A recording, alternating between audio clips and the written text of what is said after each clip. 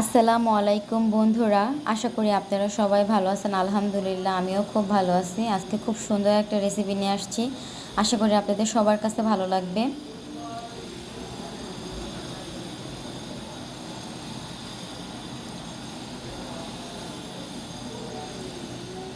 বড় একটা কড়াইতে আমি সয়াবিন তেল দিয়ে গরম করে নিয়েছি। এখন পেঁয়াজ কুচি, মরিচ ফালি, দুটার মতন তেজপাতা দিয়ে ভালোভাবে ভাজাভুজি করে নেব।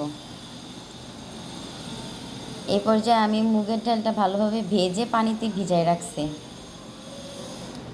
যেহেতু আজকে মুগের ডাল দিয়ে মুরগির হাত পা রান্না হবে, আমি এই পর্যায়ে দিয়ে দেবো আদা বাটা, রসুন বাটা।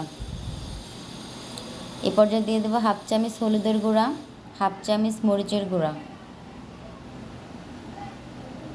হাফ চামচ ধনিয়ার গুঁড়া,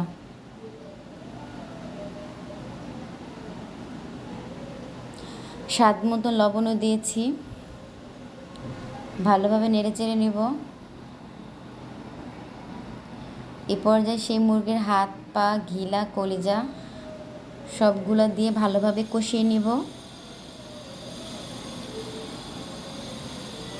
অনেকেই মুরগির হাত পা খেতে চায় না, কিন্তু এভাবে রান্না করে অবশ্যই বাসায় ট্রাই করবেন, খেয়ে দেখবেন অনেক মজা হয় রান্নাটা। অবশ্যই বাসায় ট্রাই করে আমাকে জানাবেন খেতে কেমন হয়েছিল। আমি যে মুগের ডালগুলো ভিজিয়ে রেখেছিলাম সেগুলো এখানে দিয়ে ভালোভাবে কষিয়ে নেব।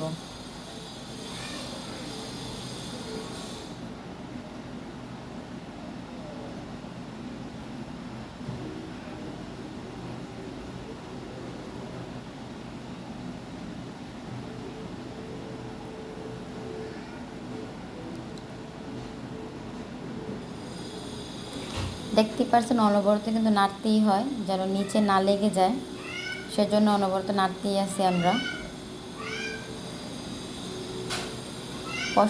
আমার কিন্তু ভালোভাবে কষানো হয়ে গেছে। এই পর্যায়ে আমি এক জগ ফুটন্ত গরম পানি দিয়ে দিব। ঠান্ডা পানিটা চেষ্টা করবেন না দেওয়াটাই, কিন্তু গরম পানিটা দিলে তরকারির স্বাদ অন্যরকম হয় আর খেতেও কিন্তু খুব মজা হয়। সবসময় চেষ্টা করবেন যে কোনো তরকারিতে ফুটন্ত গরম পানিটা দেওয়ার। আমি এই পর্যায়ে ঢেকে দিব। কি সুন্দর বলক চলে আসছে। যেহেতু আমি গরম পানি দিয়েছি তাই তরকারিটা রান্না করতে বেশি সময় লাগবে না আমার। ডালটা ফুটানো অবস্থা ডালটা ফুটানো পর্যন্ত অপেক্ষা করেছি। আমার তরকারিটা কিন্তু হয়ে গেছে।